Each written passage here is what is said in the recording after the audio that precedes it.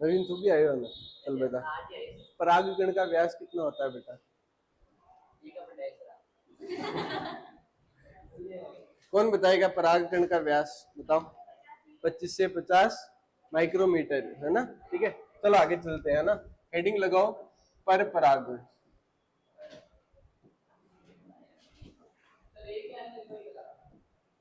क्या?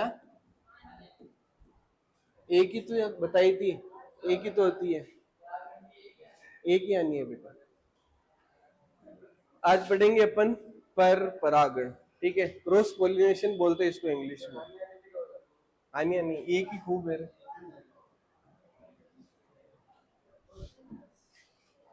हेडिंग लगाओ, पर परागण। परिभाषा लिखो इसकी। परिभाषा क्या हो जाएगी?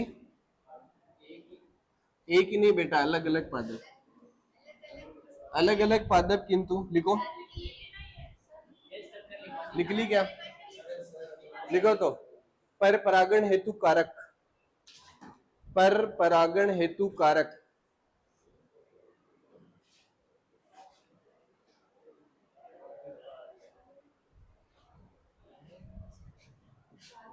हाँ, कारक। ठीक है, अब देखो, दो पादप है अपने पास में, पर इनकी जाति क्या है बेटा?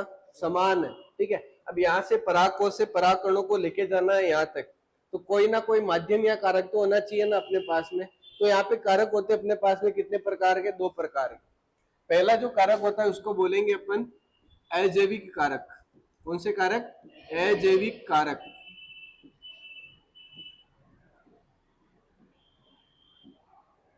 और दूसरा जो कारक होता है उसको क्या बोलेंगे अपन? जैविक कारक।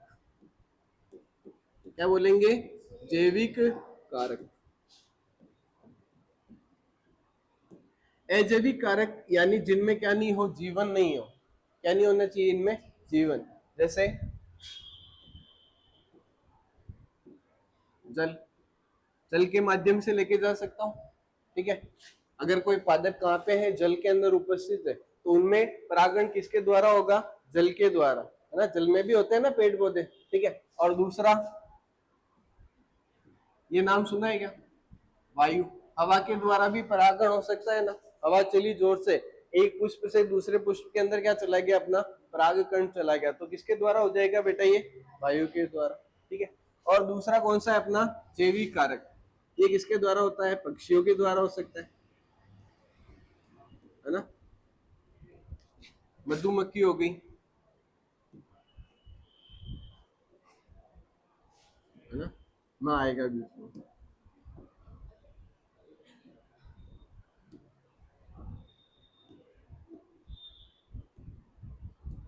है ना।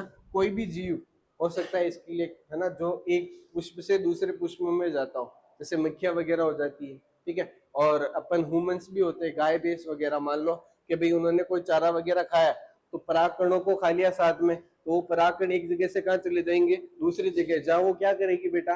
गोबर करेगी, है ना। तो एक जगह से कहाँ चले गए? वो दूसरी जगह स्थानांतरित हो गए, तो वो सारे कारक कैसे कहलाएंगे? अपने जैविक कारक।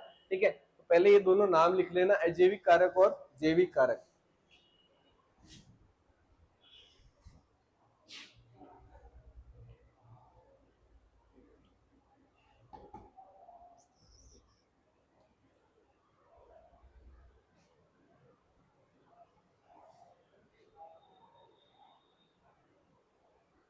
नाम लिख के हेडिंग लगाना। अजैविक कारक पढ़ेंगे अपन सबसे पहले। ठीक है, उसमें वायु परागण पढ़ेंगे।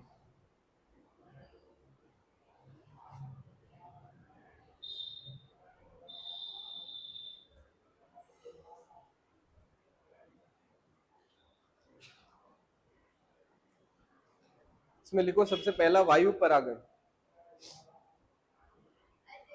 हाँ जी, अजैविक कारकों में सबसे पहला लिखना है वायु परागण।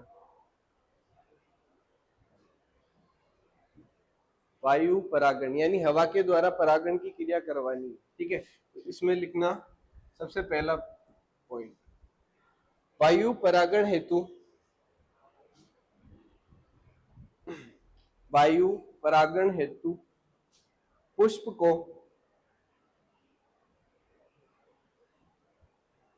रंगहीन,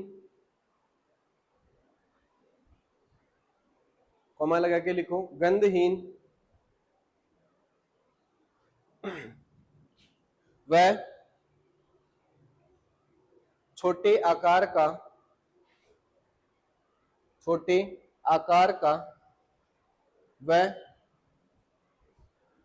मकरंदहीन होना चाहिए। मकरंद अभी बताऊंगा क्या होता है। मकरंदहीन,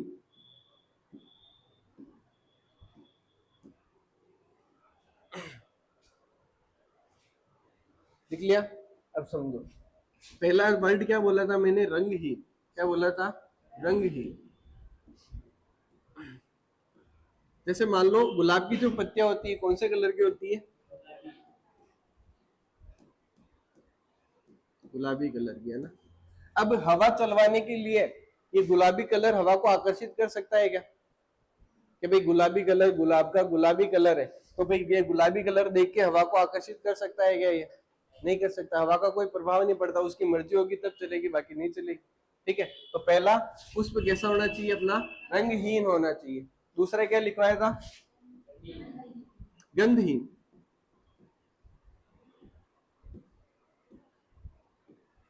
ठीक है, जैसे मान लो किसी फूल के अंदर बढ़िया सी खुशबू आ रही हो, तो भाई हवा सोचेगी कि भाई इससे अच्छी खुशबू आ रही है, मैं चल जाऊं। तो ऐसा संभव होता है क्या, नहीं होता है। उसकी मर्जी होगी तो चलेगी, बाकी नहीं चलेगी। और तीसरी चीज मैंने बताई थी कौन सी, मकरंद ही। मकरंद क्या होता है बेटा, जैसे कोई भी कीट वगैरह आता है पुष्प के ऊपर, तो उसको क्या चाहिए, किस लिए आता है, वो भोजन चाहिए ना उसको। तो पुष्प जो भोजन बनाता है ना, उसको क्या बोलते हैं अपन, मकरंद बोलते हैं। क्या बोलते हैं, मकरंद। और इसको इंग्लिश में बोलते हैं अपन नेक्टर। क्या बोलते हैं, नेक्टर, है ना। नेक्टर को क्या बोलते हैं अपन, मकरंद। और ये मकरंद क्या होता है, पुष्प द्वारा बनाया गया भोजन।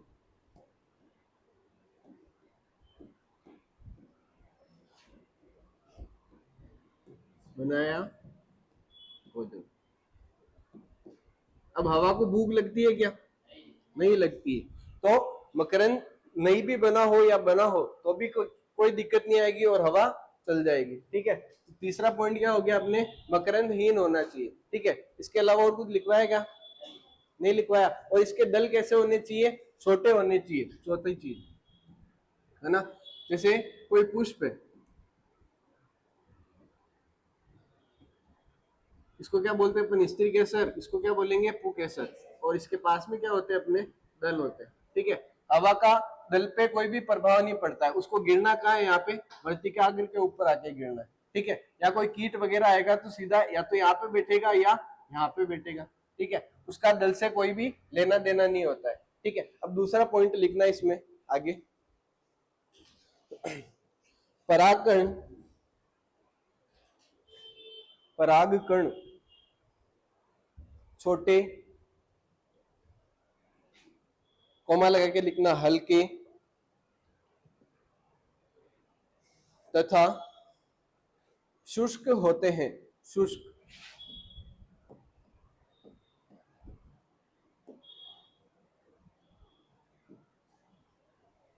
है ना। अब देखो किसी भी चीज को हवा में उड़ाना हो अपन को, तो वो हल्की होनी चाहिए, है ना। और शुष्क होनी चाहिए, यानी उनके अंदर पानी वगैरह नमी वगैरह नहीं होनी चाहिए, तभी वो ज्यादा दूर तक क्या जाएगी, उड़ के जा सकती है। ठीक है, अब तीसरा पॉइंट लिखना है इसमें आगे, परागकण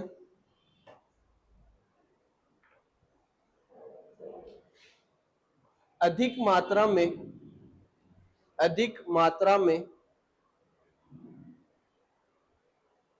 बनने चाहिए,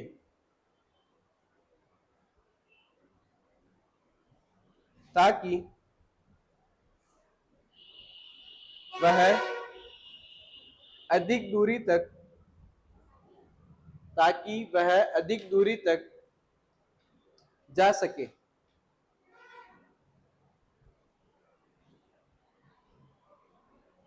ठीक है, अब इसको समझना इस लाइन को। जैसे यहाँ पे क्या बन रहे हैं अपने पराग कोश के अंदर, परागकण बन रहे हैं। अब यहाँ से जाना है इनको, मान लो 1 किलोमीटर जाना हो और हवा कैसी चल रही हो, धीरे धीरे चल रही हो, तो कुछ परागकण हवा की सहायता से उड़ के गए और 400 मीटर पे जाके गिर गए, है ना। तो ये परागकण क्या हो गए, यहाँ पे व्यर्थ हो गए या नहीं हो गए।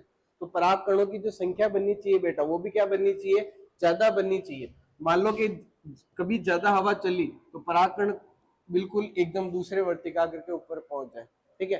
तो इनकी मात्रा क्या होनी चाहिए, परागकणों की ज्यादा बननी चाहिए, ताकि वो ज्यादा दूरी तक सफर तय कर सके, ठीक है। और अगला पॉइंट लिखना, एक नोट लगा के लिखना है ना। देखो चीड़ के पेट में, चीड़ के पेट में, चीड़ का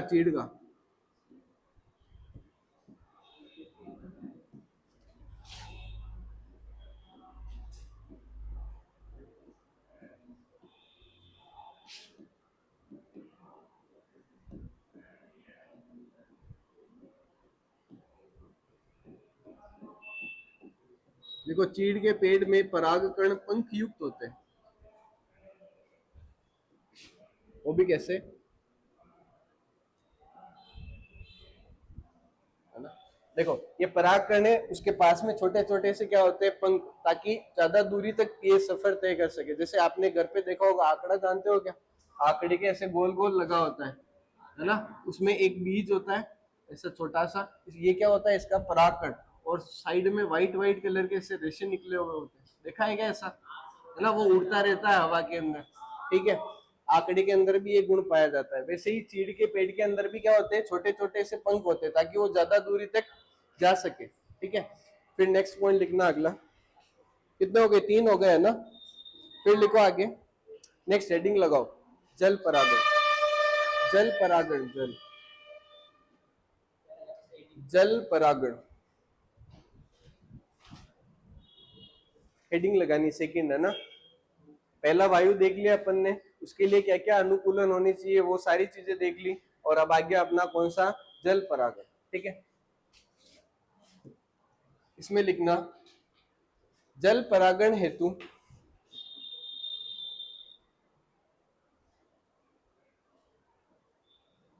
पराग कणों को, पराग कणों को शुष्क, शुष्क, शुष्क, कोमा लगा के लिखना, हल्के, हल्के, कोमा लगा के लिखना, रंगहीन, रंगहीन, हाँ छोटे भी लिख सकते हो, कोमा लगा के लिखना, मकरंदहीन, मकरंदहीन, मकरंदहीन, कोमा लगा के लिखना, गंधहीन, गंधहीन लिख लिया क्या, नहीं लिखा, लिखो, गंधहीन होना चाहिए,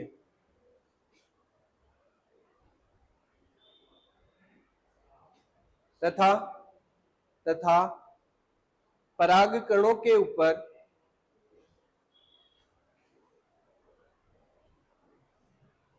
तथा पराग कणों के ऊपर एक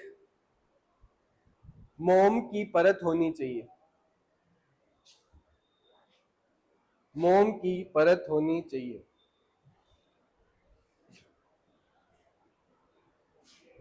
है ना। अब देखो इधर, अब जल के अंदर भी परागकण कैसे होने चाहिए, अपने हल्के होने चाहिए, ताकि ऊपर आके बह सके वो, है ना। और दूसरी चीज, शुष्क होने चाहिए, है ना, नम युक्त नहीं होने चाहिए। अब पानी को आकर्षित करने के लिए भी रंग होना जरूरी है क्या, नहीं है। और गंध होना जरूरी है क्या, नहीं है। बारिश तो आएगी जब आएगी, उसके हिसाब से आएगी। भाई खुशबू से आती है क्या बारिश, नहीं आती है, ठीक है। और अगला कौन सा था इसमें, और उनके ऊपर क्या होनी चाहिए बेटा, मोम की परत होनी चाहिए। किसकी परत होनी चाहिए, मोम की परत, ताकि ये परागकण खराब नहीं हो, ठीक है। तो ये सारी चीजें किसमें चाहिए, अपने जल परागण के अंदर, ठीक है। अब लिखो आगे, जल परागकण के प्रकार, जल परागकण के प्रकार, परागण है ना, गण, परागकण एक संरचना है जो पराग कोश में बनती है, और परागण एक क्रिया होती है ना। गण, गण, गण तो अलग हो जाएगा ना बेटा।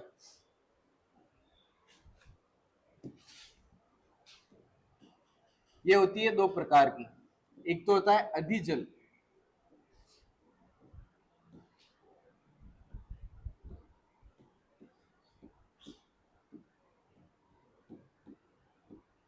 और दूसरा होता है अधोजल।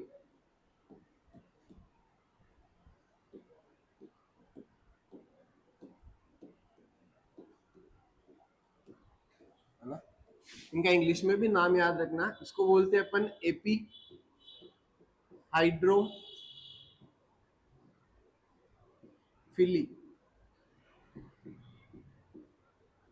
है ना। इसको बोलेंगे अपन हाइपो हाइड्रोफिली,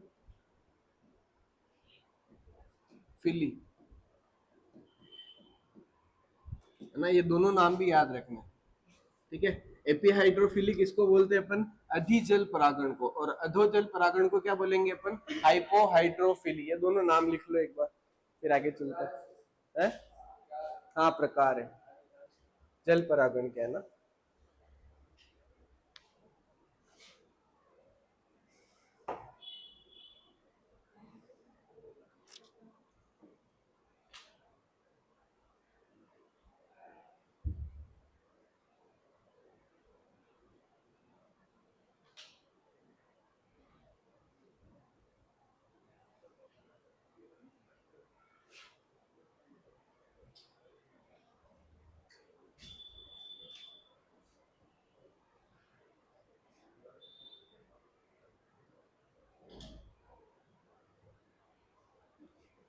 एपीहाइड्रोफिली और हाइपोहाइड्रोफिली।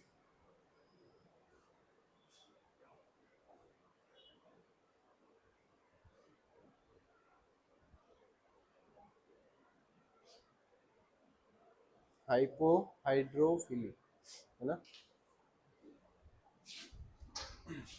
अब देखो, अधिका मतलब क्या होता है बेटा? बाहर। कहाँ? बाहर। और अधो का मतलब क्या होता है? अंदर। ठीक है। जब पुष्प जल की सतह पर, कहाँ पे?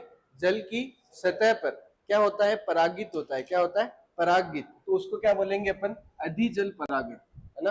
कोई भी पुष्प जल के अंदर है, पर वो परागण की क्रिया कहाँ हो रही है? अपने ऊपर हो रही है, सतह के ऊपर। तो उसको क्या बोलेंगे अपन? अधिजल परागण। क्या बोलेंगे? अधिजल परागण। ठीक है। और अधोजल परागण कहाँ होता है बेटा? जल के अंदर। जब कोई पुष्प परागित होता है, कहाँ पे बेटा? जल के अंदर होगा। कहाँ पे होगा? जल के अंदर। तो उसको क्या बोलेंगे अपन? अधोजल परागण। क्या बोलेंगे उसको? अधोजल परागण। ठीक है। तो इसमें लिखना पहले अधिजल परागण के अंदर,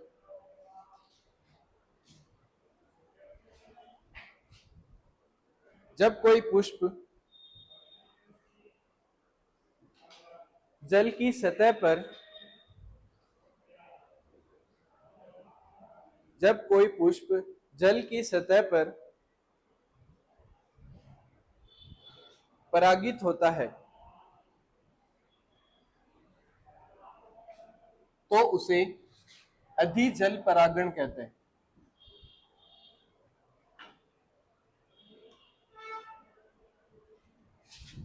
इसमें एक उदाहरण याद रखना, वेलिस्नेरिया।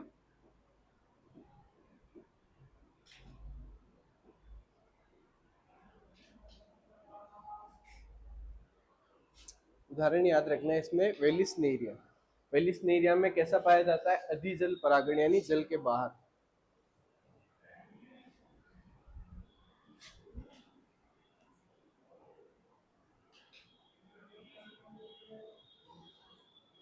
अब कैसे होता है जो देखना इधर, है ना।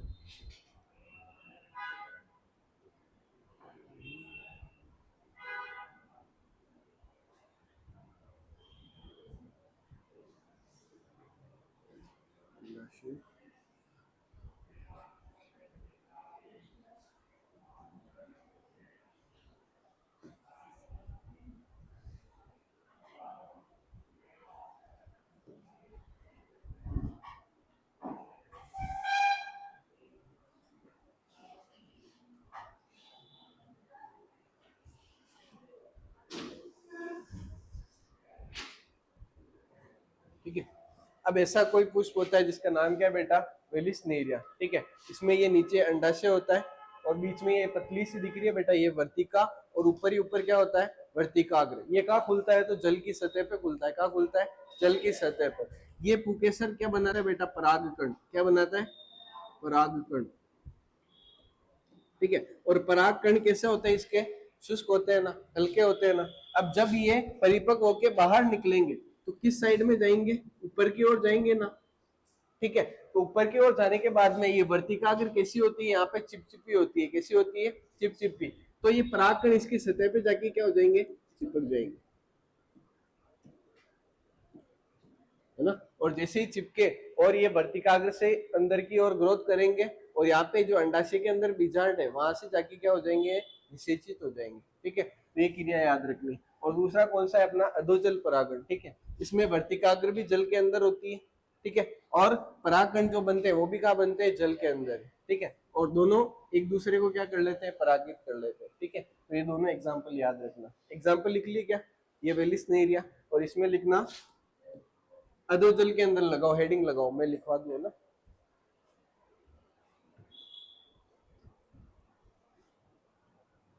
लिखो इसमें, जब कोई पुष्प जब कोई पुष्प जल के अंदर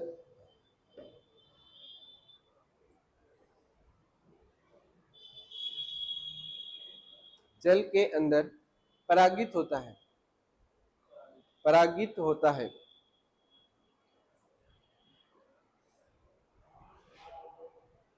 तो उसे अधोजल परागण कहते हैं। इसमें एग्जाम्पल याद रखना।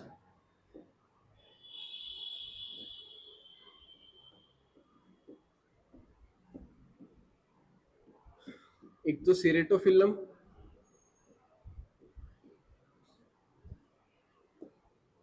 और एक याद रखना जोस्टेरा, है ना। ये दोनों एग्जाम्पल मेन है ना।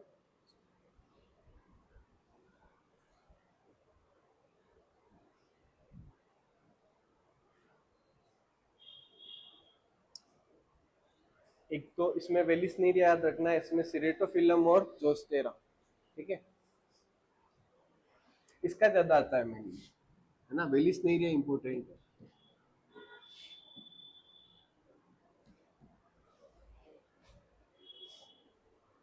हो गया, ठीक है। जो चीज इंपोर्टेंट लिखूंगा लिखते जाना है ना साथ में, क्योंकि क्वेश्चन बनते हैं इनमें से। चलो भाई, अब लिखो आगे नेक्स्ट, अपवाद।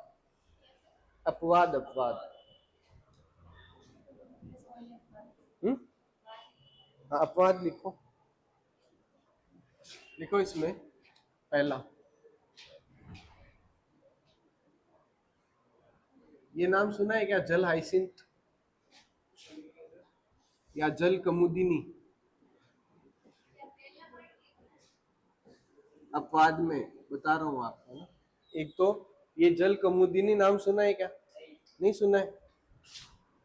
ये नाम सुना है क्या, वाटर लिली,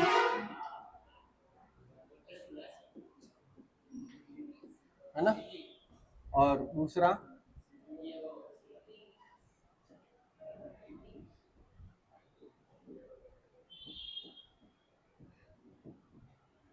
ये नाम सुना है, जल हाइसिंथ, वाटर हाइसिंथ जिसको बोलते हैं, नहीं सुना है।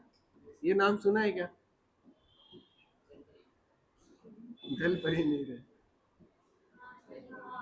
नाम सुना है क्या, सुन रखा है ना, ठीक है। ये दोनों कैसे पादप है बेटा, जलीय पादप है, कैसे। तो कैसा परागण होना चाहिए इनमें, जल परागण होना चाहिए ना, पर नहीं होता है। मामला ये तो गड़बड़ हो गया है। पादप कौन से, जलीय, पर इनमें कैसा पादप होता है, कीट। कैसा होता है, कीट या वायु।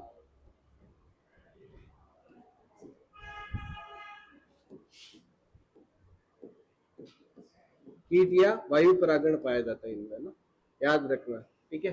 जल कुमुदिनी और जल हाइसिंथ, जल कुंभी और वाटर लिली, दोनों के अंदर कैसा, ये जलीय पौधे हैं, किंतु इनमें कौन सा परागण पाया जाता है, कीट या वायु परागण, ठीक है, लिख लो ये।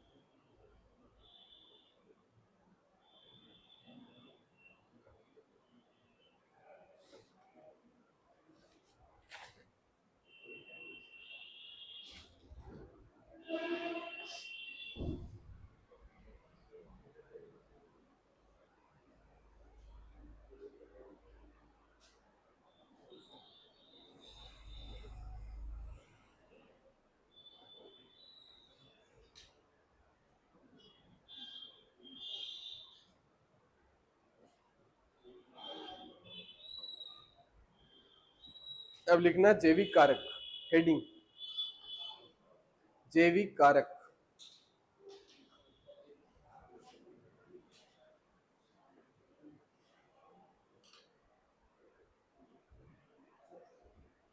इसमें पहला लिखना कीट परागण, है ना, कीट परागण। जैविक कारक में पहला लिखना है कीट परागण। जैविक यानी जीवित चीजें जो भी होंगी, है ना। इसमें लिखो कारक,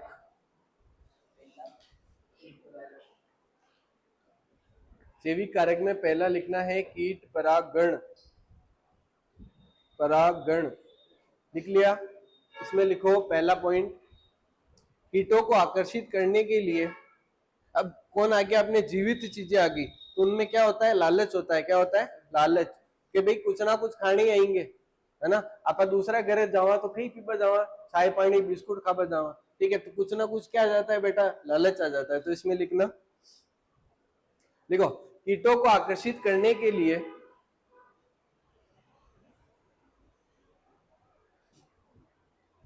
पुष्प को रंगीन, रंगीन बोल रहा हूं, है ना, रंगहीन नहीं, रंगीन, रंगीन, है ना, कलरफुल होना चाहिए, है ना। कॉमा लगा के लिखो। अब गंधहीन होगा या गंध युक्त होगा, गंध युक्त लिखो। तो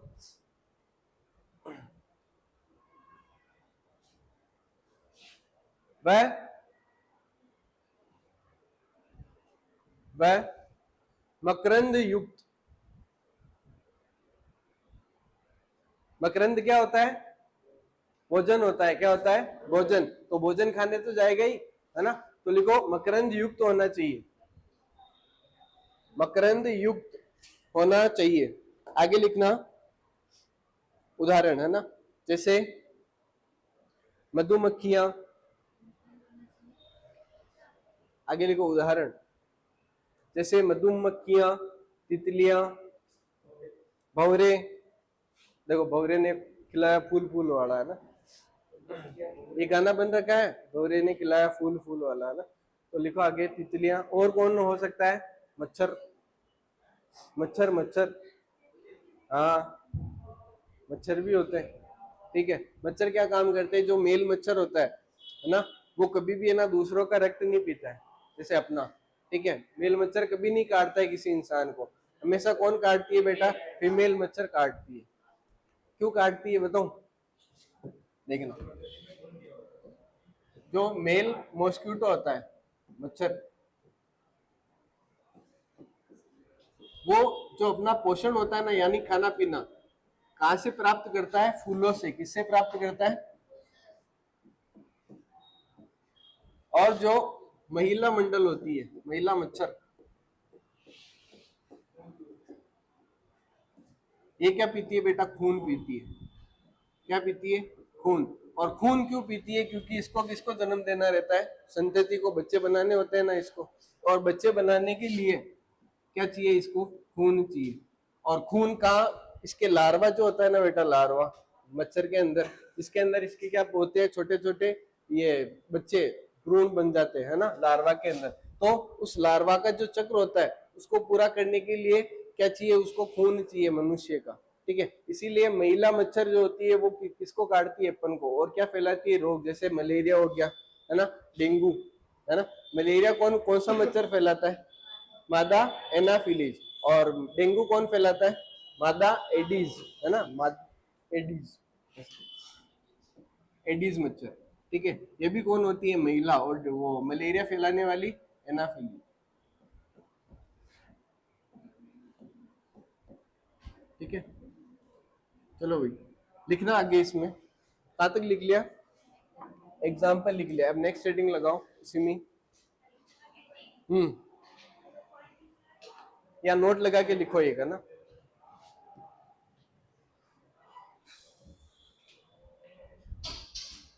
एक तो लिखना प्रोनुबा शलभ, प्रोनुबा शलभ, नुबा शलभ, ये लिखा हुआ है आगे, प्रोनुबा शलभ। वह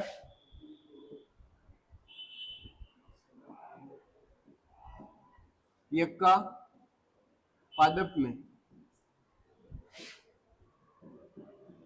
सहजीवी संबंध पाया जाता है। सहजीवी संबंध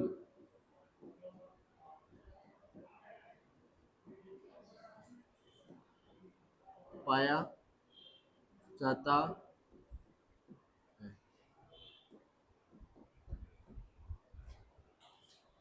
सहजीवी संबंध का मतलब जानते हो क्या? नहीं जानते हो? दोनों जीव एक दूसरे के ऊपर डिपेंड जीने के लिए, ठीक है। ये जो ये प्रोनुबा शलभ होता है, ठीक है, इसको क्या चाहिए बेटा, है ना, ये जो अंडे अंडे देता है कहाँ पे देके आ जाता है, यक्का पादप के ऊपर। कहाँ पे देगा? यक्का पादप। और ये यक्का पादप क्या बनाता है? परागकण बनवाता है। क्या बनवाता है? परागकण। अब इसको क्या करवाना है? यक्का पादप को परागकण को भिजवाना है आगे किसी दूसरे पादप के ऊपर, ठीक है। तो ये प्रोनुबा शलभ यहाँ पे अंडे दे जाता है, और ये यक्का पादप जैसे ही ये बैठेगा अंडे देने के लिए, तो परागकण किसके चिपक जाएंगे? इस प्रोनुबा शलभ के। और जैसे ही चिपके और जैसे ही दूसरे पादप के ऊपर जाएगा वहां पे रखा जाएगा इनको, ठीक है। तो अंडे एक जगह से दूसरी जगह क्या हो गए? स्थानांतरित। परागकण, सॉरी, ठीक है, परागकण एक जगह से दूसरी जगह क्या हो गए? स्थानांतरित हो गए। और ये अंडे यहाँ पे सुरक्षित रहेंगे ना यक्का पादप के ऊपर, ठीक है। तो दोनों के बीच में क्या पाया जाता है? सहजीवी संबंध पाया जाता है, याद रखना, ठीक है। अब नेक्स्ट हेडिंग लगाओ, ये लिख लिया क्या? ठीक है, नेक्स्ट हेडिंग लगाओ, पक्षी परागण। पक्षी परागण, पक्षी परागण।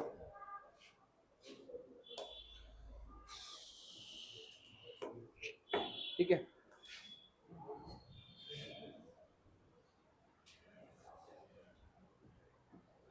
इस पूरी दुनिया का सबसे छोटा पक्षी कौन सा है? जानते हो क्या? हाँ बताया था, क्या नाम है उसका? ये पक्षी बोल रहा हूँ बेटा, जानता है क्या? ये नाम सुन रखा है क्या?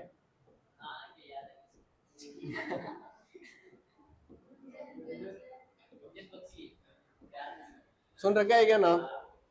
इंग्लिश में बताऊंगा तो भी आप बोलोगे क्या? हमिंग बर्ड, ये नाम सुन रखा है क्या? ठीक है, ये जिस स्पीड से आगे उड़ता है उसी स्पीड से वापस भी आ सकता है ना। बहुत छोटा पक्षी होता है, लगभग 1-2 इंच का ही होता है, ज्यादा बड़ा नहीं, ठीक है। इसको क्या बोलेंगे अपन? हमिंग बर्ड बोलते हैं, ठीक है। ये क्या करवाता है? अपने परागकण की क्रिया करवाता है। परागगण की कौन सी क्रिया? परागगण। हाँ, दिखता कैसा है बताऊं?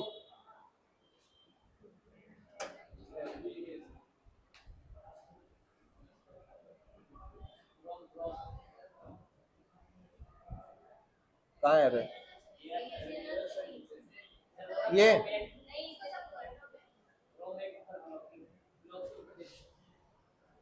क्लोक के ऊपर ये क्रोम ऐप है रे।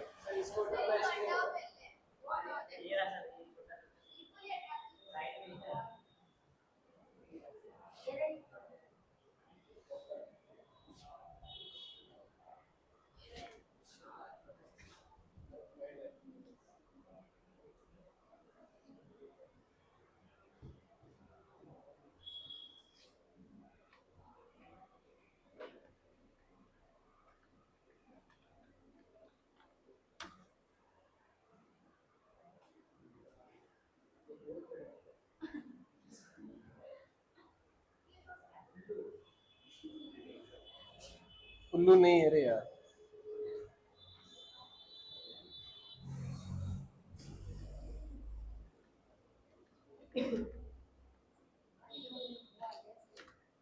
आ गया क्या?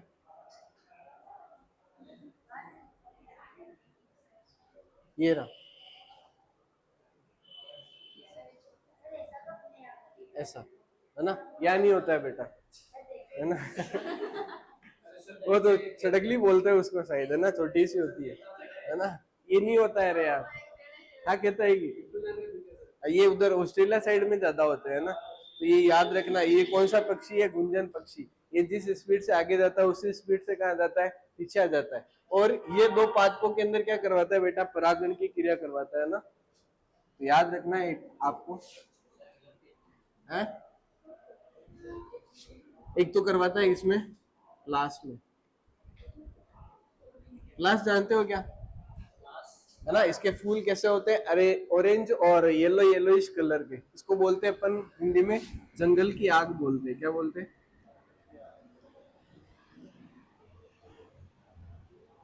है ना, याद रखना, आग, है ना। इसका भी बताऊं क्या चित्र? अरे यार, हाँ हाँ, प्लास को बोलते हैं जंगल की आग। चीव नहीं है बेटा, पादप है ये।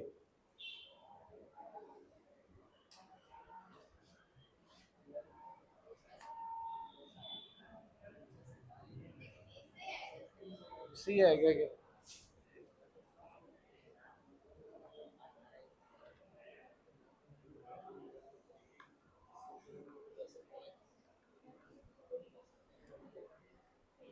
ये ऐसे कलर का होता है ना। दूर से देखे अपन तो ये कैसा दिखता है? जैसे आग लग रही हो। इसके बहुत सारे फूल होते हैं, है ना। एक गुच्छा होता है पूरा जंगल में, अगर फैला हुआ रहेगा तो कैसा दिखेगा अपन को? कि जैसे आग लग रही हो, है ना। चलो भाई, पहला एग्जाम्पल ये लिखना। दूसरा लिखना है इसमें विग्नोनिया, है ना। पहला लिखना है प्लास जंगल की आग लिखना ब्रैकेट में, है ना। ये तो लिखना ही है ना बेटा। गुंजन पक्षी परागण की क्रिया करवाता है किसमें? पहला तो ये प्लास में, हाँ उदाहरण है। और दूसरा कौन सा है? विग्नोनिया। विग्नोनिया, ये दोनों उदाहरण लिखना है।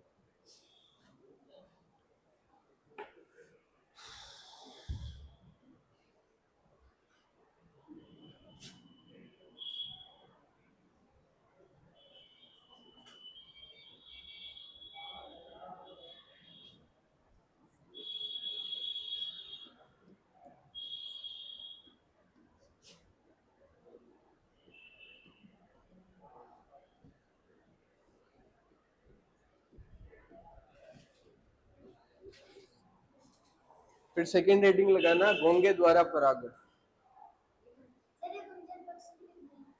हाँ लिखना है ना। ये एक माध्यम है बेटा, कारक है, ठीक है। जो कौन कौन से पादप में करवाता है? एक तो प्लास में परागण की क्रिया, ठीक है। और दूसरा कौन सा है? विग्नोनिया। ये दोनों एग्जाम्पल याद रखना। और माध्यम कौन है अपने? ये पक्षी। दूसरा लिखना है बेटा घोंगे द्वारा परागण।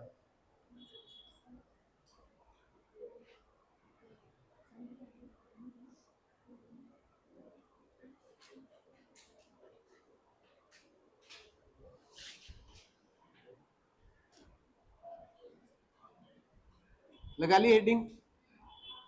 इसमें उदाहरण लिखना। घोंगा तो जानते हो, स्नेल जिसको बोलते हैं अपन, है ना। ये करवाता है किसमें? अरिसेमा में। अरिसेमा नहीं सुना है क्या नाम? इसको बोलते हैं अपन क्या? Snake plant.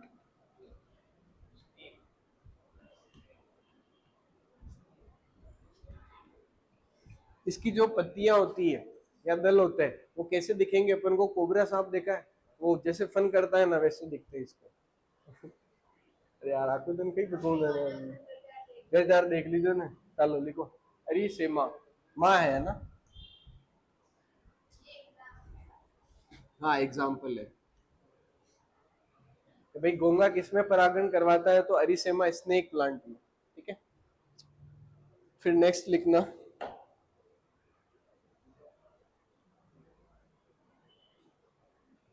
देखो चमगादड़ द्वारा, चमगादड़ द्वारा परागण।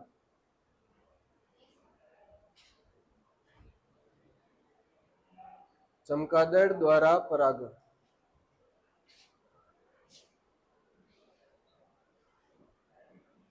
इसमें उदाहरण लिखना, पहला कदम्ब, है ना। कोमा लगा के लिखना, कचनार। ये दोनों नाम तो नहीं सुन रखे होंगे आपने, है ना। और तीसरा लिखना,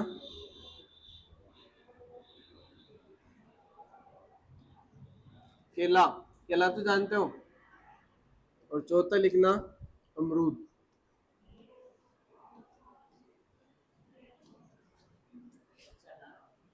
कचनार, कचनार, कच्चा नार नहीं, कचनार है ना। कदम, कचनार, केला और अमरूद, इन चारों के अंदर कौन करवाता है अपने? चमगादड़। ठीक है, परागण की क्रिया। नेक्स्ट पॉइंट लिखो। हाँ, परागण की, पर परागण की लिखना है ना, पर परागण की बाह्य जनन युक्तियां, बाह्य जनन युक्तियां, युक्तियां, युक्तियां भाई क्या क्या तरीके हैं इसके, है ना, अनुकूलन बोल सकते हैं एक तरीके से। तो पहला पॉइंट लिखो,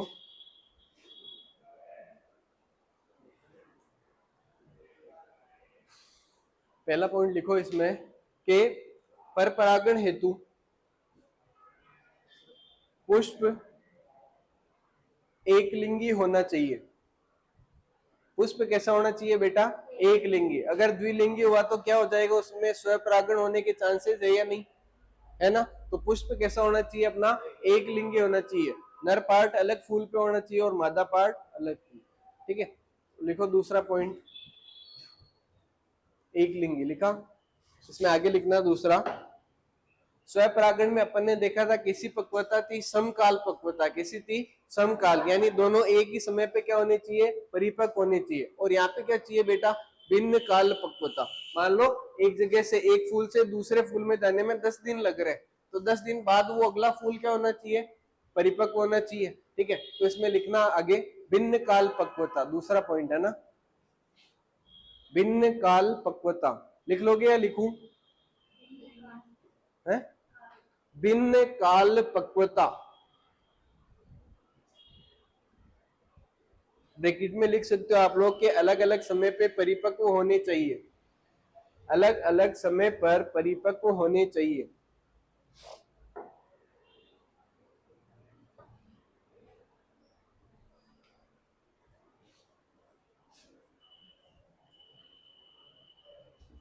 फिर तीसरा पॉइंट आएगा ना,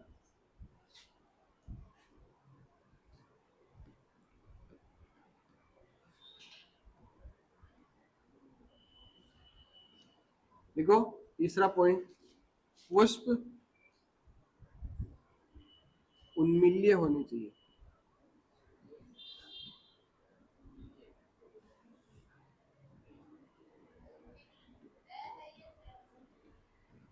ये न है, उन्मील्य।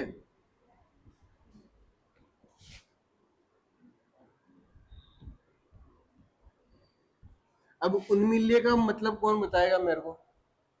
एक देखा था अपन ने स्वपरागण के अंदर अनुन्मील्य, जिसका मतलब क्या बताया था कि पुष्प के दल कैसे होने चाहिए बेटा? बंद होने चाहिए, उसके अंदर स्वपरागण में देखा था। अब यहाँ पे कैसा होना चाहिए? पुष्प खुला होना चाहिए। खुला मतलब उन्मील्य पुष्प होने चाहिए ना, यानी खुले। हाँ, ठीक है, ताकि पर परागण के अंदर क्या चाहिए अपन को? एक पुष्प से परागण उठ के दूसरे पुष्प पे आएंगे। अगर दल कैसे हो बेटा? बंद हो, तो परागण की क्रिया होगी क्या? नहीं होगी। तो पुष्प कैसे होने चाहिए अपने? खुले होने चाहिए। तो उसको क्या बोलेंगे अपन? उन्मील्य, है ना। ठीक है, नेक्स्ट पॉइंट लिखना है इसमें, पॉइंट नहीं ऐसे लिख लो, है ना, कानकोआ,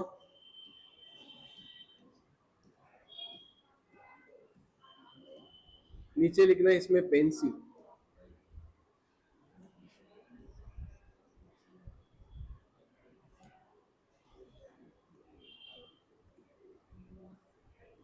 है ना। इन दोनों पादपों में जो पुष्प होते हैं, पुष्प है ना,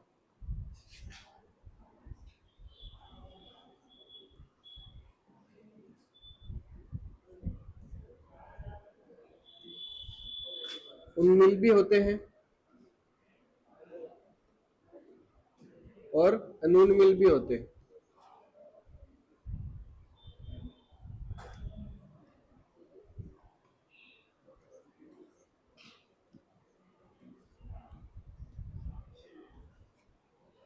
ठीक है, कानकोवा, पेंसी, इन दोनों के जो पुष्प होते हैं वो उन्मील भी होते हैं, यानी खुले भी होते हैं और बंद भी होते हैं। एक शाखा पे कैसे पुष्प मिल रहे हैं खुले, और दूसरी शाखा पे कैसे मिल रहे हैं बंद पुष्प, दोनों गुण पाए जाते हैं इसमें, कानकोआ और पेंसी में।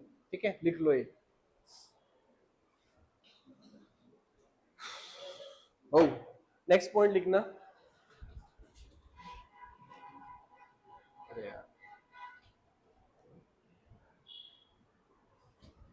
फोर्थ पॉइंट है ना, विषम वर्तिकात्व।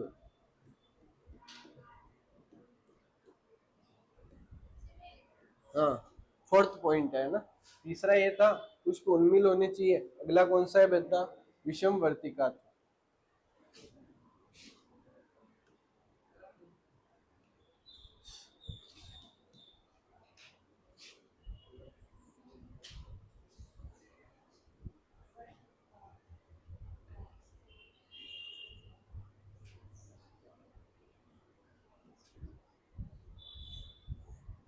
ये फूल दिख रहा है, इसमें ये स्त्री केसर कैसा है, लंबा है, और पुकेसर कैसा रह गया बेटा, छोटा रह गया।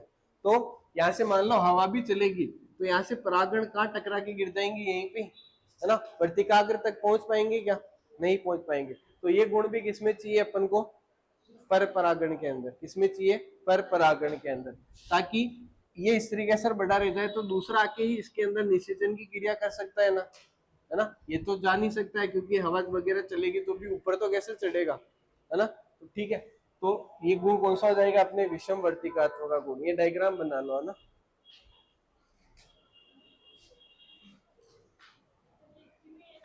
हाँ, इसी में।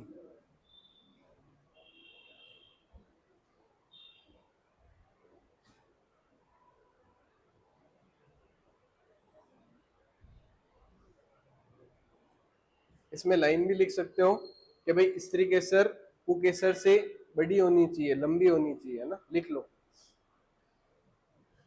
लिखो,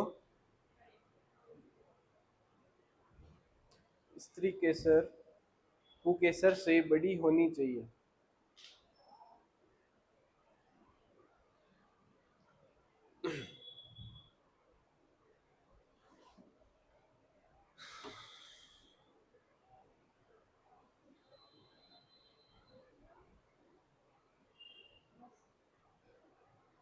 हो गया। देखो अब नेक्स्ट, पर परागण से हानियां।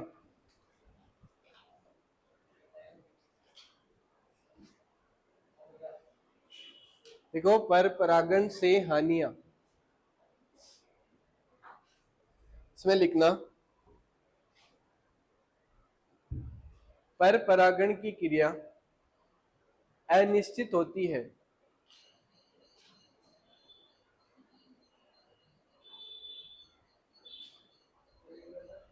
पर परागण की क्रिया अनिश्चित होती है। अभी मैं बोल दूं कि भाई टाइम हो रहा है, जैसे 11:30 बज रहा है ना, कि भाई 12 बजे हवा चलेगी, इस पुष्प से परागण उड़ेंगे और उस पुष्प पे गिर जाएंगे, ठीक है क्या, नहीं। तो ये क्रिया कैसी होती है बेटा, अनिश्चित होती है। ठीक है, लिखो दूसरा पॉइंट इसी में, इसके क्योंकि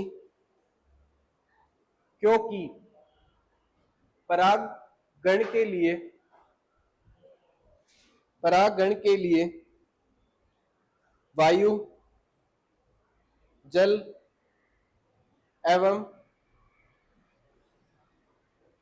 जंतुओं पर निर्भर होती है,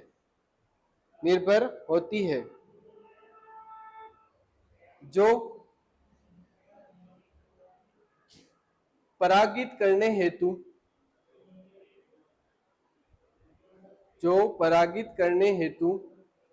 समय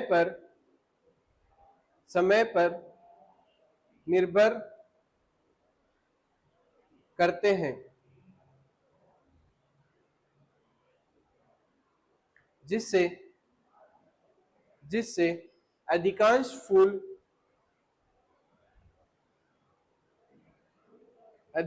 फूल बिना परागित हुए ही रह जाते हैं, जिससे अधिकांश फूल बिना परागित हुए ही रह जाते हैं।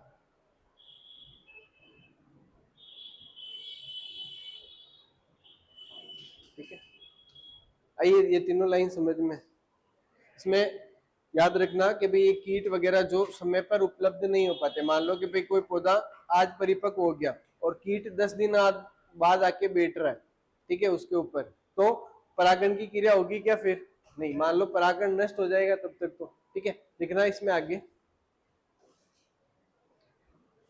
पर परागण हेतु, हाँ इसी में, हाँ सेकंड लिख लो, सेकंड पॉइंट, हाँ थर्ड लिख लो, पॉइंट लगा के लिख लो, है ना, नेक्स्ट पॉइंट लगा के। पर परागण हेतु पुष्प को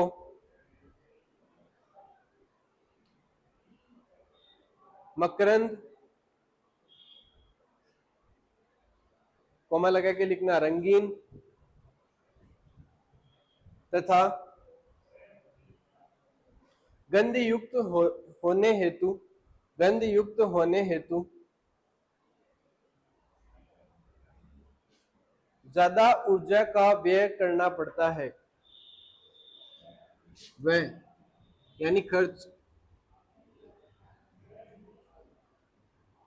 खर्च करना पड़ता है।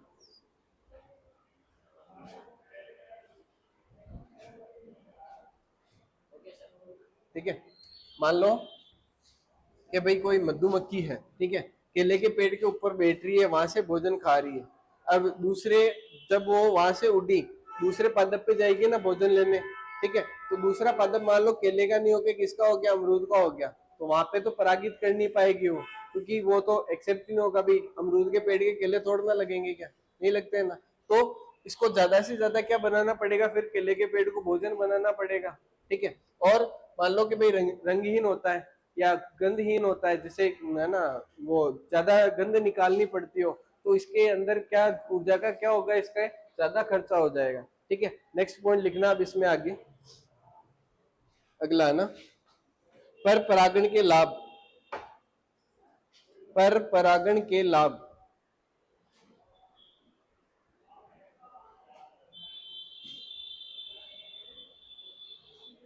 देखो इसमें पहला पॉइंट, पर परागण में विभिन्नताएं ज्यादा उत्पन्न होती है। पर परागण में विभिन्नताएं ज्यादा उत्पन्न होती है।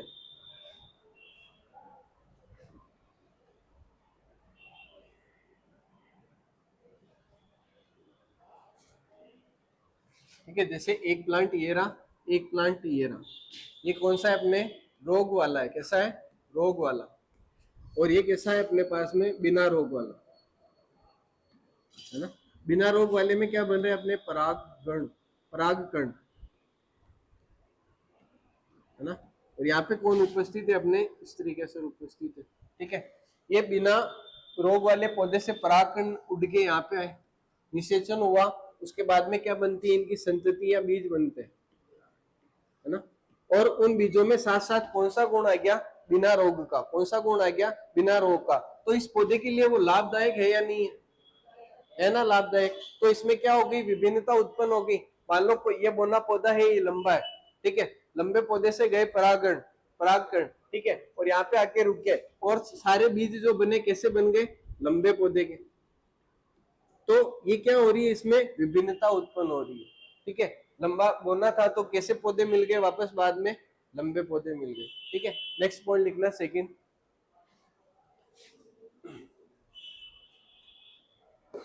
लिखो, परागण द्वारा प्रकृति में स्वतः ही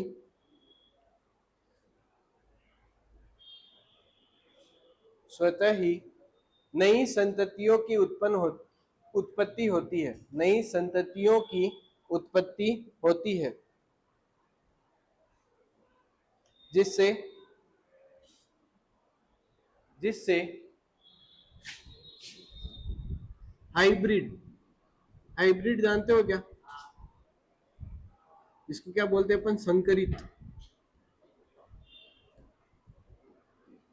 संकरित संतति का, हाइब्रिड संतति का समावेश होता है। हाइब्रिड संतति का समावेश होता है।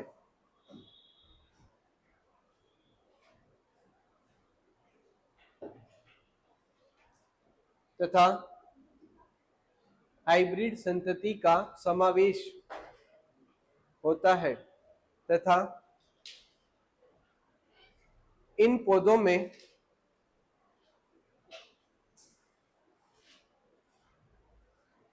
प्रतिकूल परिस्थितियों में भी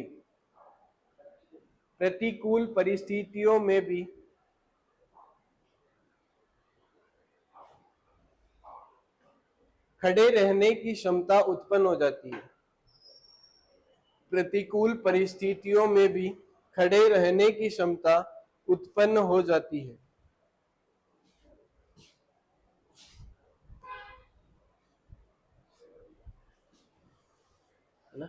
मान लो किसी पादप के अंदर थोड़ी सी हवा चली और सारी पत्तियां कहाँ गिर जाती है? जमीन के ऊपर। ठीक है, और ऐसे पौधे से इसमें क्या है बेटा? परागकण है। इसमें क्षमता थी कि भाई आंधी तूफान आ जाए तो भी उसकी पत्तियां नहीं गिरे। तो परागकण आने के बाद में इसके जो भी संतति होगी उसमें क्या होगा? वो गुण आ जाएगा ना जिसमें हवा वगैरह का कोई भी प्रभाव नहीं पड़ा हो। ठीक है, मान लो पानी गिरते ही पत्तियां गिर जाए तो ये अपने आप को क्या कर लेते हैं? प्रतिकूल परिस्थितियों में भी दृढ़ता से खड़े रहने वाले पादप बना देते हैं। ठीक है, अब नेक्स्ट हेडिंग लगाना, उसको कल पढ़ेंगे अपन, है ना? कृत्रिम संकरीकरण। कृत्रिम, रुको एक सेकंड लिखूं वापस।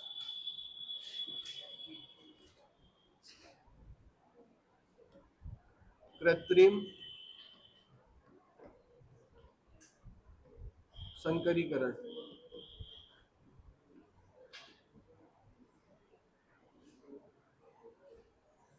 है ना? अब अच्छी अच्छी चीजें आने लग जाएगी, लिखने वाला काम खत्म, अब समझने का रह गया ना। ठीक है? ठीक है, इसके आगे अपन कल पढ़ेंगे। यहाँ तक पढ़ के आना एक बार, है ना? कोई भी दिक्कत तो वापस पूछ लेना तुम।